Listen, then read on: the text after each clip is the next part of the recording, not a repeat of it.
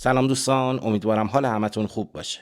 محتوایی که میبینید و میشنوید به صورت اختصاصی توسط کانال یوتیوب سیمرغ طلایی تهیه و تولید شده و از این به بعد سعی میکنیم هر روز یا یک روز در میون در پیوند با اخبار جنگ و مهمترین حواشیش در خدمتتون باشیم و یه سری اطلاعات رو باهاتون به اشتراک بگذاریم.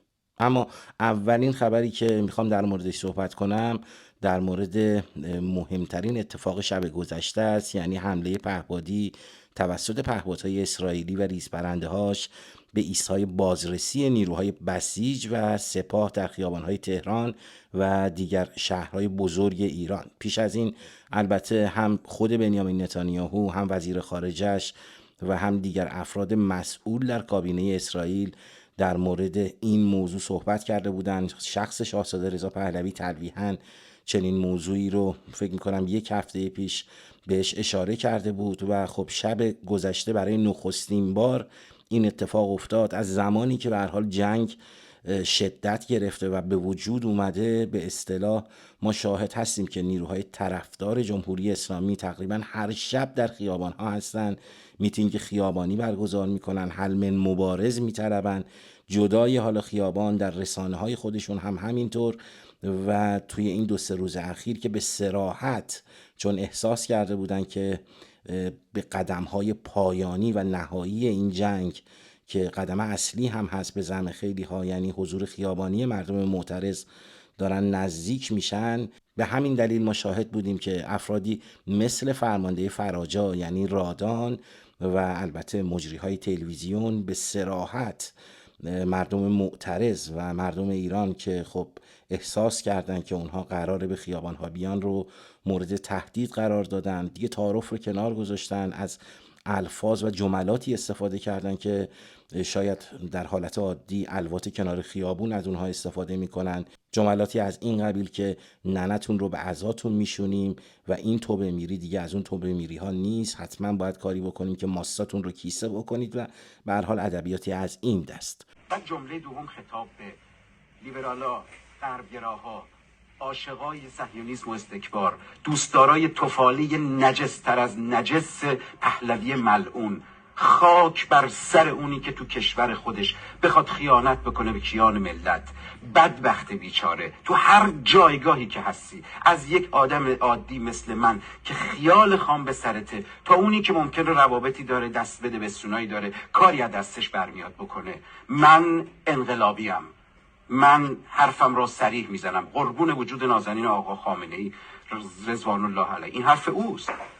وایسادین، غبار فتنه که خوابید به قول محسن چاووشی یقتون رو خواهیم گرفت، دونه دونتون رو. الان داره این اتفاق میفته. مصادره اموال که چیزی نیست، ننتون رو به عزاتون مینشونه. اونایی که الان خیال خام دارید و فکر میکنید شلوغ شده و باید یه کاری کرد، اینم برای شماها، چه در داخل چه در خارج. ببرید بفرستید بره برای هر کی که دوست داره اینا رو بشنوه.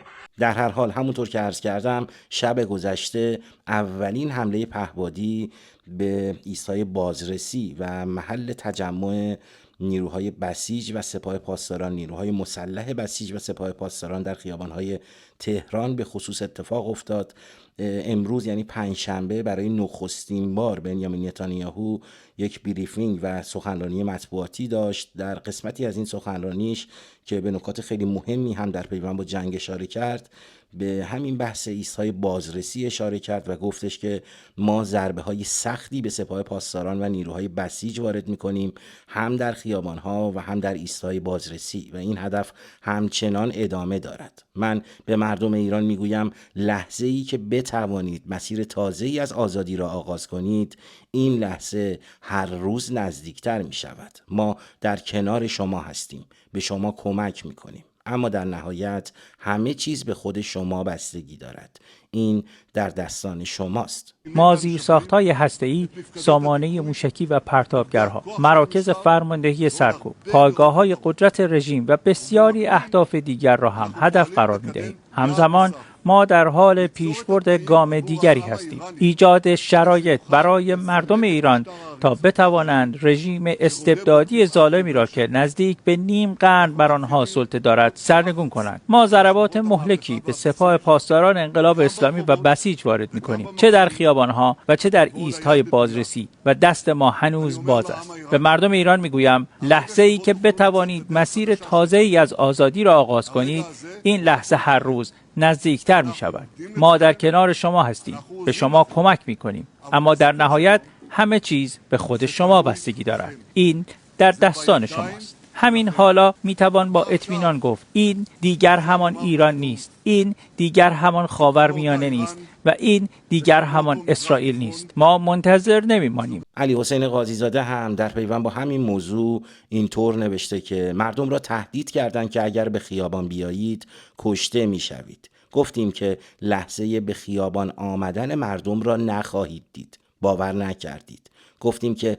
رها کنید و بروید تا زنده بمانید. باور نکردید. گفتیم که اسرائیل و آمریکا به کمک مردم آمده‌اند. باور نکردید. حالا بار دیگر تکرار می‌کنیم، رها کنید و بروید. این مردم به زودی با همراهی آمریکا و اسرائیل سرنگونتان می‌کنند. همین حالا رها کنید و بروید و اگر در خیابان بمانید عمرتان به روز رستاخیز مردم هم نخواهد رسید. اما دوستان یه نکته برای من خیلی جالب بود، یا بهتر بگم یه سوال در پیوند با همین حمله پهپادی نیروهای اسرائیلی به ایستگاه بازرسی نیروهای بسیج و سپاه پاسداران. و این سوال هم این بود که اساساً قراره با چه نوع پهپاد یا با چه نوع موشک‌هایی به این ایستگاه بازرسی نیروهای اسرائیلی حمله بکنن.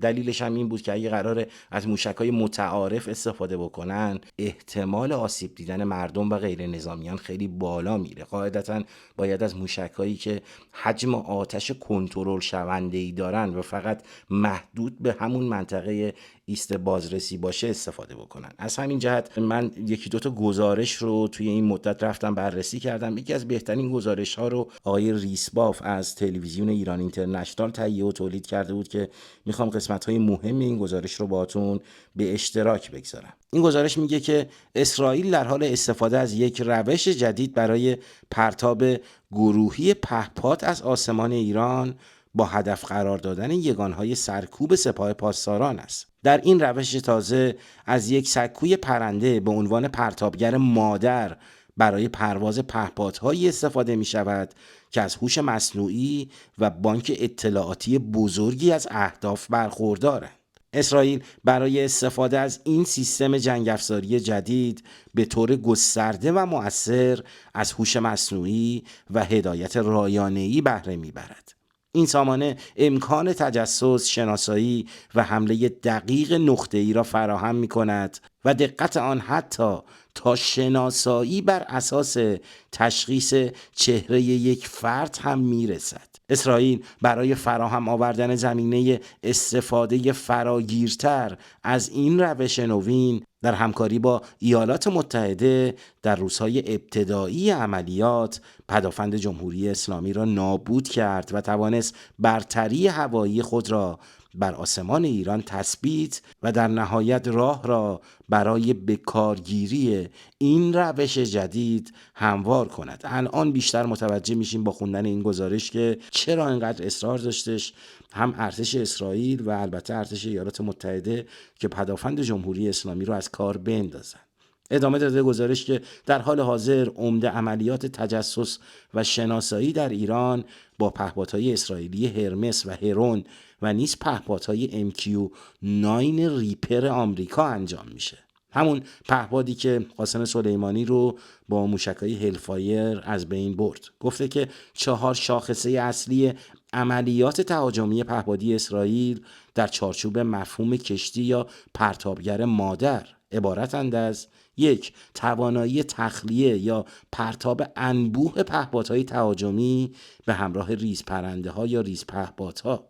2. توانایی حمله شبکه محور یا داده محور با قابلیت هوش مصنوعی.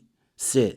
قابلیت عملیات بر پایه انتخاب هدف از بانک اهداف مبتنی بر هوش مصنوعی با توان تحلیل پیشبینانه تهدید و تشخیص الگوی رفتاری اهداف انسانی در روی زمین. و در نهایت 4 غافلگیری به دلیل پرواز در ارتفاع بالا و صدای کم پرنده ها. نکته شاخص در کارزار هوایی فعلی در ایران این است که در عملیات‌های اخیر اسرائیل به سمت تیمسازی میان هواپیماهای سرنشیندار و پرنده بدون سرنشین حرکت کرده است. یعنی خیلی راحت بین جنگنده و این پرنده های بدون سرنشین میتونن لینک بشن و اطلاعات رو با همدیگه رد و بدل کنن. گفته که بر این اساس پهپادهای بدون سرنشین در عملیات تهاجمی در ایران از 3 پلتفرم عمده پرتاب میشوند. اولیش همین هواپیماهای ترابری است که به عنوان حامل پهپاد عمل میکنن. گزارش ها نشون میده که اسرائیل از هواپیماهای ترابری مثل C-130 برای رها کردن تعداد زیادی پهپاد تهاجمی در ارتفاع بالا استفاده میکنه. این کار به پهپادها اجازه میده صدها کیلومتر مسافتی رو طی کنن که در صورت پرتاب از زمین قادر به پیمودن اون نبودن. دوم، پهپادهای هرون هستند که به عنوان یکی از بزرگترین پهپادهای جهان قادرن در ارتفاع 45,000 فوت پرواز کنند.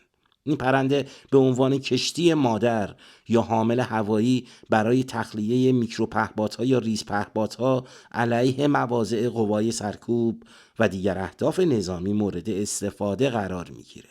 و سومیش، اسرائیل احتمالاً از جنگنده های خودش مثل F-15 یا F-16I میتونه پهپادهای کوچکتر رو در پادها یا روی پایلونهای بال حمل کنه و اونها رو در ارتفاع بالا رها کنه تا به عنوان طعمه اخلالگر جنگ الکترونیک یا دیدبان شناسایی عمل کنه.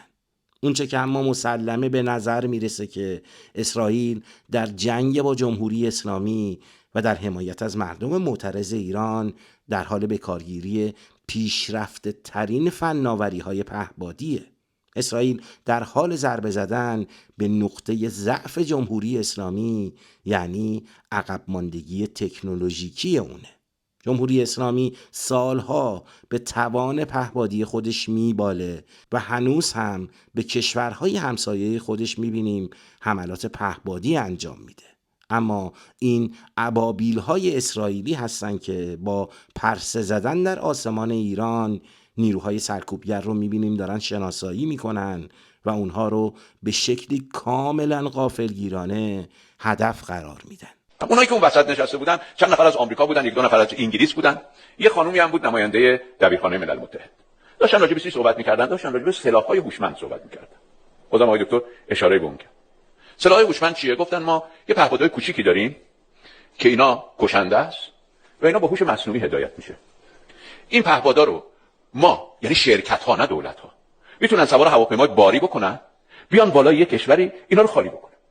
این پهپادا میرن هر کدومشون اون هدفی که هوش مصنوعی از قبل بهشون گفته پیدا میکنن، اون هدفو میزنن. شما حساب بکنید 100,000 تا 20,000 تا 50,000 تا از این پهپادا رو خالی بکنن بالای یک کشوری، بهش بگن که هر چی مثلا جوون 18 تا 35 ساله چش آبی نمیدونم فلان اینو بزن. این کی سال 2016 است. من اومدم ایران اینو گفتم، این پاسخ چی بود؟ خواستن تو رو مرعوب کنن. چرا این حرفو میزنن؟ به خاطر اینکه در قالب جهان گذشته فکر میکنن. بریم با هم یک فایل صوتی رو بشنویم که همین امشب منتشر شده که یکی از همین نیروهایی که در این ایستگاه بازرسی حضور داشته و کاملا مشخصه که چقدر نگرانن از هدف قرار گرفتن، ایشون یه سری توضیحاتی میده در خصوص همین موضوع. خیلی جالبه. بریم با هم دیگه بشنویم حرفاش رو. دوستان عزیز دقت کنن، در خصوص ایستگاه بازرسی ها وسیله‌ای که اومده مورد هدف قرار داده پهپاد هرون تیپی بوده. 16 ساعت میتونه روی تهران مداومت داشته باشه، 10 ساعت تو راه میره، 10 ساعت تو راه برمیگرده، 36 ساعت مداومت پرواز داره، 8 تا موشک میتونه لانچ کنه. موشکاش به صورتی که ساچمه پرتاب میکنه، یعنی بعد از انفجار ساچمه پخش میشه تلفات بگیره. ولی این وسیله تخصصی بسیار گران قیمته، برای جمع‌آوری سیگنالی هست. روی تهران اومده دیتای جدید جمع کنه، چون اینا بانک اهدافشون تموم شده که با جنگنده ها میزدن، روی مدارس، روی مقرهایی که تعداد موبایل زیاد روشنه سیگنال جمع کرده که دیتا بده برای بعدن جنگنده بیاد بزنه. وایس و بازرسی‌ها هم از اون لانچری که داره استفاده کرده و زده. کاری که انجام میدن دوستان، زمانی که این صدای موتور قارقارک رو روی تهران میشنون تا پدافند بزنتش، اولا همه گوشی‌ها رو خاموش کنن، حالت پرواز نباشه، مخصوصا اونایی که تو مقرها تجمع دارن، تو مدرسه، تو مسجد، هر جایی که هست، گوشی‌ها رو خاموش کنن که دیتا نره توی این سوازسیان. وقتی این صدا رو میشنون، کاری که میکنن اینه که گوشی‌هاشون رو خاموش کنن، تو رو خالی کنن، یعنی خودرو، موانع تو خیابون بمونه، برن تو کوچه‌های اطراف موضع بگیرن که اگه مسلح کسی اومد بزنن، اگر نه وسیله داره رد میشه، یه دونه هم لانچ کنه بخوره تو تور، افراد تو جوب گوشه خیابون باشن، توی کوچه‌ها باشن، آسیب نمیبینن. نترسن. الان ما تو رد بشیم ساعت شب میبینیم تورا همه ترسیدن، نگاه به آسمون، فکر میکنن FPV داره میزنه. کسی رو زمین وجود نداره، کسی رو زمین به اینا حمله نکرده، دارن راه باز میکنن برای بعدن که بتونن تیم جابجا کنن. این رعب و وحشت رو کنترل کنید با اقدام صحیح و شناخت از این که چه اتفاقی داره میفته. نترسن الکی. اما این وسط اینطوری نبوده که همه به نوعی موافق این حمله نظامی یا اساساً زدن نیروهای بسیج توسط پهپادها باشن. از همون روز اول جنگ خیلی از شخصیت‌های به اصطلاح اصلاح طلب که البته ازشون انتظار میرفت و خب بعضی از چهره‌های شناخته شده اپوزیسیون مثل خانم عبادی در پیوند با این جنگ به صراحت صحبت کردن و مخالفت خودشون رو اعلام کردن. به خصوص خانم شیرین عبادی که پیش از این بارها و بارها موافقت خودش رو در باب حمله نظامی اعلام کرده بود. دلیلش هم خیلی عجیبه. خانم عبادی میگه که همین که علی خامنه‌ای و سران سپاه به عنوان افرادی که به هر حال دست در خون مردم و معترضین داشتن در اون روز اول جنگ کشته شدن، این برای ما کفایت میکنه و باقیش به نوعی تجاوز نظامی حساب میشه به خاک ایران. خیلی عجیبه، گویی تمام جنایاتی که جمهوری اسلامی در طول این 46-7 سال انجام داده فقط و فقط ارتباط داشته به شخص علی خامنه‌ای، نه یک تفکر، نه یک ایدئولوژی آخر زمانی که اعتقاد داره که پرچم این حکومت رو باید به دست امام 12 و به زعم اونها غایب شیعیان برسونیم. من تحت هیچ شرایطی از حمله نظامی آمریکا و اسرائیل به ایران بعد از کشته شدن رهبر دیگه موافق نیستم. تا زمانی که رهبر و رده اول نظامیان این کشور کشته شدند قابل توجیه هست، اما فراتر از اون طبق اصول حقوق بین الملل تجاوز یک کشور است و قابل محکوم کردن. بله، خانم شیرین عبادی بود. همونطور که عرض کردم بعضی از نیروهای اصلاح طلب که البته عرض کردم ازشون انتظار میرفت که چنین مواضعی داشته باشن و چنین موضعی هم بگیرن، مخالفت صریح خودشون رو در باب این جنگ اعلام کردن. یکی از این چهره ها احمد زیدآبادی هست، فردی که پیش از این ازش به عنوان شرف آل قلم یاد میکردن و الان خب دیگه تکلیفش مشخصه و یک عنصر معلوم الحال هست برای خیلی از هموطنانمون. ایشون هم از همون روز اول مخالفت خودش رو هم با این جنگ هم با بسیاری از چهره‌های مطرح اپوزیسیون اعلام کرده. یکی از توییتاش رو با هم بخونیم. ایشون نوشته چرا علیه پلیس؟ حمله آمریکا و اسرائیل به نیروهای پلیس و کلانتری‌های کشور با چه هدفی صورت می‌گیرد؟ الان اگر در هر گوشه از کشور قتل یا دزدی یا هر نوع جنایت و بزه دیگری علیه شهروندان بیگناه صورت گیرد، مگر مرجعی جز پلیس برای طرح شکایت آنان وجود دارد؟ پلیس در هر نوع جامعه و با هر نوع نظام سیاسی نخستین مرجع رسیدگی به شکایت علیه خلافکاران است و در غیاب حضور و دخالت آن جامعه به وضع طبیعی هابز یعنی جنگ همه علیه همه باز می گردد. با این وصف آمریکا و اسرائیل با حمله به کلانتری‌ها و مراکز پلیس و حتی پلیس راهنمایی چه خوابی برای مردم و جامعه ما دیدند. خداوند خوابشان را تعبیر نکند. آنها به اضمحلال کامل هر نوع نظم و ثبات اجتماعی در ایران کمر بستند. بله، امثال احمد زیدآبادی در داخل ایران در شرایطی که بالای 90% از مردم ایران دسترسی به اینترنت ندارن، به راحتی با اینترنت پرسرعت حضور پیدا کردن در فضاهای این چنینی از همون روز اول و خب مشغول نوشتن و شرح چنین پروپاگانداهایی هستند. نکته جالب اینه که زیر همین توییت احمد زیدآبادی که براتون خوندم خیلی از کاربران شناخته شده ای توییتر نظراتشون رو گذاشتن که خیلی جالبه. میخوام چند تا از نظرات اونها رو هم باتون به اشتراک بگذارم. پسر عاقل نوح نوشته واژه پلیس رو یکی تو و دیگری محسن چاوشی به سرکوبگران رژیم میدهید، آن هم به اقتضای زمان. چیزی به نام پلیس در ایران وجود نداره. مادامی که از ماشین‌های راهنمایی رانندگی گرفته تا اعضای سد معبر استفاده میشه در مسیر کشتار و با اسلحه به معترضین شلیک میکنند که شما به آمبولانس و ماشین بستنی هم رحم نکردید. آبشخور همه تان یکیست، از اون سلبریتی که به دروغ میگه مجوز نمیدهند تا بیشرافتی به نام احمد زیدآبادی. پری هم نوشته که بله همه جای دنیا پلیس وظیفه داره از مردم محافظت کنه، ولی در ایران پلیس آدمهای بیگناه رو میکشه. در عجبم که شما ایران زندگی میکنی یا جای دیگری. حتما جای دیگه‌ای، چون میبینم اینترنت داری، در حالی که هیچ کس که میشناسم اینترنت در ایران نداره. و کلی کاربر دیگه که به هر حال احمد زیدآبادی رو مورد خطاب قرار دادن و گذشته پر از خون به زعم ایشون نیروهای پلیس و امنیتی رو به احمد زیدآبادی یادآوری کردن. مثلا یکی از اونها یک گزارش روزنامه کیهان لندن رو در توییتش آورده. این گزارش مربوط به روایت تلخ یک زن هست که در اعتراضات دیما بازداشت شده و خب اینجا گفته که مورد تعرض قرار گرفته بود و این نیروهای به قول آقای زیدآبادی پلیس وقتی این کار رو میکردن بهش گفته بودن که شما غنیمت جنگی هستید. در هر حال دوستان، در باب این استراتژی جدید ارتش اسرائیل یعنی زدن ایستای بازرسی حتما در آینده نزدیک بیشتر صحبت خواهیم کرد. همین امشب که دارم این محتوا رو براتون آماده میکنم چندین نقطه در تهران مجددا مورد هدف قرار گرفتن و مثل اینکه این استراتژی بسیار جدی هست، همونطور که عرض کردم، برای نیروهای اسرائیلی. البته اون تصویری که ما دیدیم فقط اون باجه نگهبانی و نیروهای امنیتی که مسئول محافظت از محمود احمدی نژاد بودن به نظر می رسید که مورد هدف قرار گرفتن و منزل احمدی نژاد اتفاقی براش نیفتاده بود. در هر حال همون روز اول جنگ نام محمود احمدی نژاد به عنوان یکی از افراد کشته شده معرفی شد و ثبت شد. اما کم کم از هفته دوم جنگ به خصوص در بعضی از رسانه‌های اسرائیلی برای نخستین بار این خبر منتشر شد که محمود احمدی نژاد کشته نشده و تنها نیروهای امنیتی اطراف خونش مورد هدف قرار گرفتن تا در نهایت احمدی نژاد به نوعی بتونه فرار بکنه.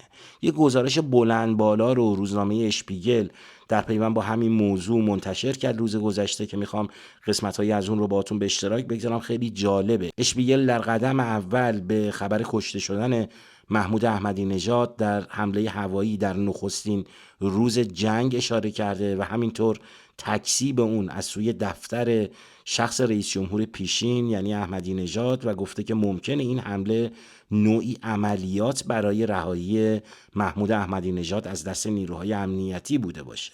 این مقاله به روابط نزدیک محمود احمدی نژاد در سالهای گذشته هم با حاکمیت و هم با رهبر سابق جمهوری اسلامی علی خامنه‌ای در سالهای نخست ریاست جمهوریش اشاره میکنه که در سالهای پایانی به شکاف و تشنج منجر شد. به نوشته اشپیگل حکومت توی این سالها واقعا نمیدونست که با محمود احمدی نژاد چه کنه.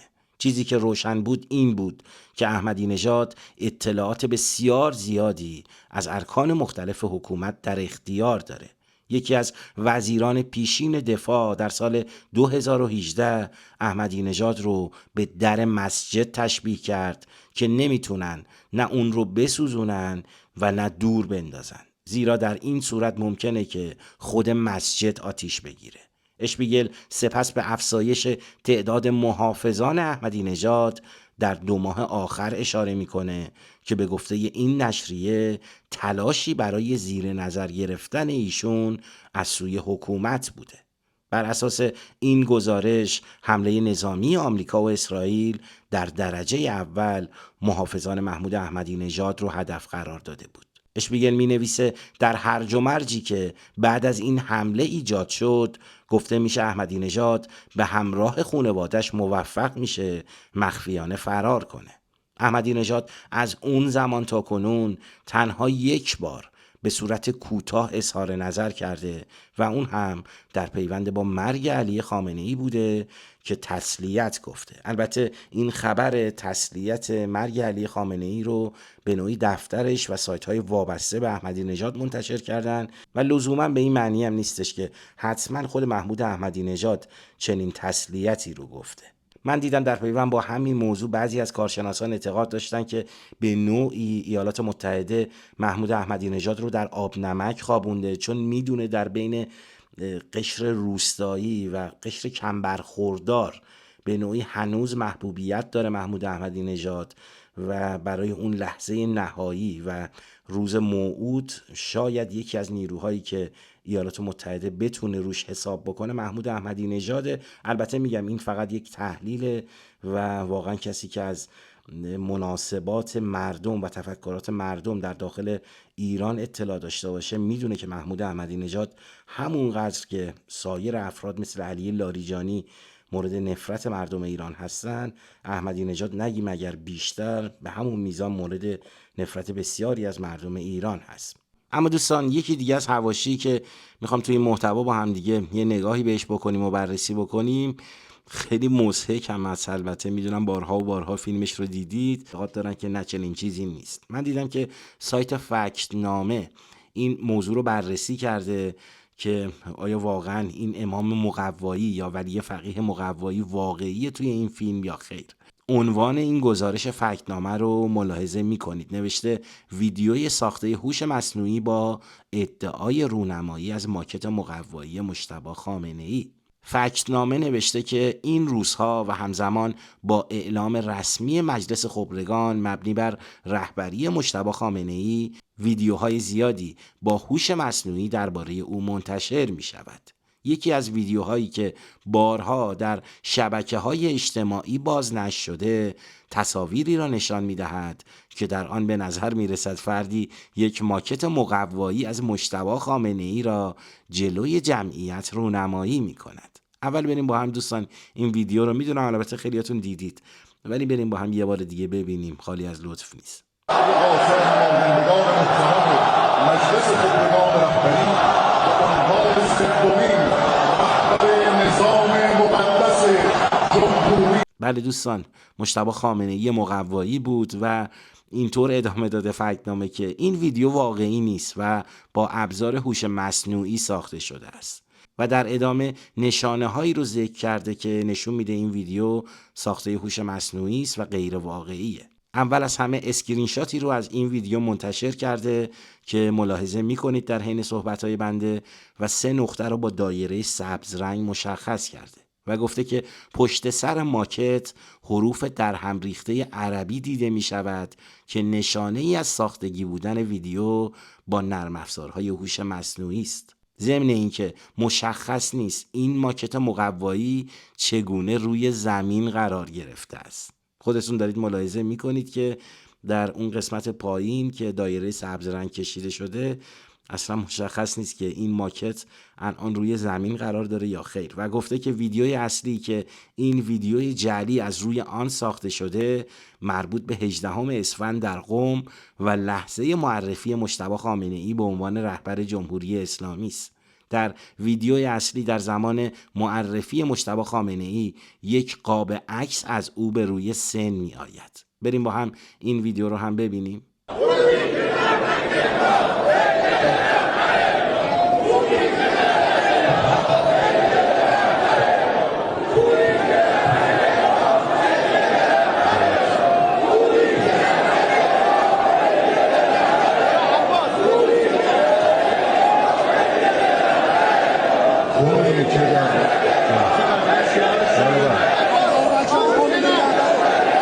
پس از بررسی‌های دقیق و گسترده و استفاده از ظرفیت اصل 108 قانون اساسی مطابق وظیفه شرعی و اعتقاد به حضور در محضر خداوند متعال در اجلاسی فوق‌العاده امروز آیت الله سید مجتبی حسینی خامنه‌ای را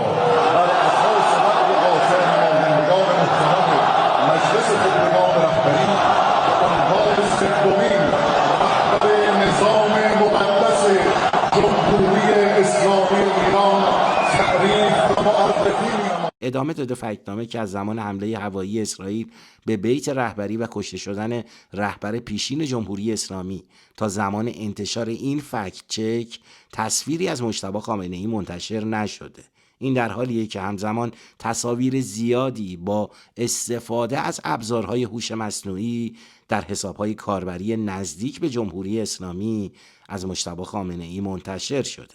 فکتنامه به ادعای واقعی بودن ویدیویی که در آن ماکت مقوایی مجتبی خامنه‌ای دیده می شود نشانه نادرست می دهد. به هر حال خیلی جالب بود برای من، چون بارها و بارها دیدم که این ویدیو منتشر شده. خیلی از دوستان من دیدم که واقعا تصور میکردم واقعیه، در حالی که حالا اگر این گزارش فکتنامه هم که زحمتش رو کشیده شده نبود خودتون دقت میکردید متوجه میشدید کاملا که خب این ویدیو ساخته AI هست، مخصوصا بعضی از قسمتاش که کاملا مشخص بود. اما به عنوان فصل پایانی میخوام یه توییت رو از احسان آریان باهاتون به اشتراک بگذارم در پیوند با همین موضوعاتی هستش که باهاتون تا به الان در موردش صحبت کردم و بعد این محتوا رو به اتمام برسونیم. احسان آریان 4 تا عکس رو منتشر کرده، تصاویر رو در حین صحبت‌های بنده می‌بینید. نیروهای پلیس و خب حالا به اصطلاح نیروهای امنیتی و یگان ویژه بعد از اینکه مقرهاشون و جایی که اقامت داشتن پیش از این مورد هدف قرار گرفته می‌بینیم در پارک‌ها و پیاده‌روها اقامت کردن و چادر زدن و خب به قول یکی از بچه‌ها خوراک هدف قرار گرفتن ابابیل‌های اسرائیلی هست. احسان آریان اینطور نوشته که جولو پلاس بار زدید و به گوشه همان خیابانی پناه بردید که روزی در آن نفسکش می‌طلبیدید. به زودی فصل شکار به همانجا می‌رسد. درست همان جایی که شبخون ریختید و صبح را از دیوار و کفش شستید. باید روی زمین به دنبال تکه‌های بدنتان بگردید ولی حتی با چشمان باز جایی را نمی‌بینید. بله دوستان، توییتی بود از احسان آریان. به پایان این محتوا رسیدیم. امیدوارم که مورد رضایتتون واقع شده باشه. حتما سعی میکنم که در روزهای آینده هم چنین محتواهایی رو آماده بکنیم و خدمتتون تقدیم بکنیم. دم همتون گرم. مثل همیشه پاینده ایران عزیزمون. بدرود. اسرائیل در جنگ با جمهوری اسلامی داره از این متد حمله پهپادی بسیار پیشرفته که داره قابلیت استفاده از فناوری هوش مصنوعی است استفاده میکنه. اینم به این خاطره که کلا اگر در خاطرمون باشه یک برتری هوایی مطلقی رو الان آمریکا و اسرائیل به دست آوردن. این زمینه رو فراهم کرده که استفاده بیشتری بشه از این متد. حالا این متد چه شکلی هست؟ ما الان 2 دسته عملیات پهپادی داریم در آسمان ایران. یه سری عملیات‌های پهپادی تجسس و شناساییه که این عملیات‌های پهپادی تجسس و شناسایی رو بیشتر پهپادهای حالا هرمس اسرائیل یا پهپادهای هرون و حتی پهپادهای آمریکایی MQ-9 ریپر انجام میدن. اینا پرسه میزنن، شناسایی میکنن اهدافی رو، مقرهای سپاه و بسیج رو، حالا دیگر اهداف نظامی توسط موشکی میتونه باشه، اهداف سخت رو. یه دسته عملیات‌های پهپادی تهاجمیه که اینا در واقع استفاده از پهپادهایی هستش مثل پهپاد هرو، پهپاد انتحاری است، پهپاد انتحاری هاروب که در جنگ قره باغ و جنگ هند و پاکستان هم استفاده شد و پهپادهای FPV ریز پهپاد هستند که در اوکراین استفاده میشه علیه روسیه و حتی شاید پهپادهای لوکاس آمریکایی که مهندسی معکوس پهپادهای شاهد 136.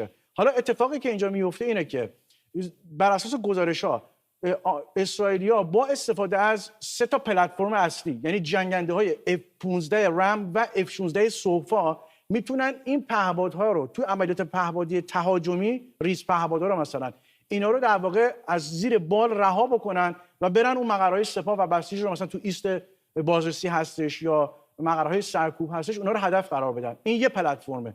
یه پلتفرم دیگه استفاده از هواپیمای ترابری سنگینه، مثلا C-130 الان دیگه برتری هوایی به دست اومده، اونا میتونن پرواز کنن تو ارتفاع بالا و این پهپادها که ما تو برخی تصاویر هم می‌بینیم اونا در واقع رها میشه و پرتاب میشه. یه پلتفرم آخر هم میمونه، پلتفرمی که در واقع خود پهپادهای بزرگتر هستن، مثلا پهپاد هرون که پهپاد بزرگی هستش، خودش میتونه پهپادهای ریزتری رو پرتاب بکنه. در واقع اون چیزی که ما داریم می‌بینیم به نوعی میشه گفت استفاده از پهپادهای ابابیل هوشمند خیلی نقطه‌زن و دقیق اسرائیل هست و مشخص ویژگی خیلی خاصی هم که داره اینه که اولا این باعث میشه که پرتاب پهپاد به صورت انبوه انجام بشه. مثلا یکی دوتا نیست، چندین پهپاد همزمان تخلیه و پرتاب بشه از اون پلتفرم‌ها. دوم توانایی حمله شبکه محور و داده محور رو میده با استفاده از هوش مصنوعی.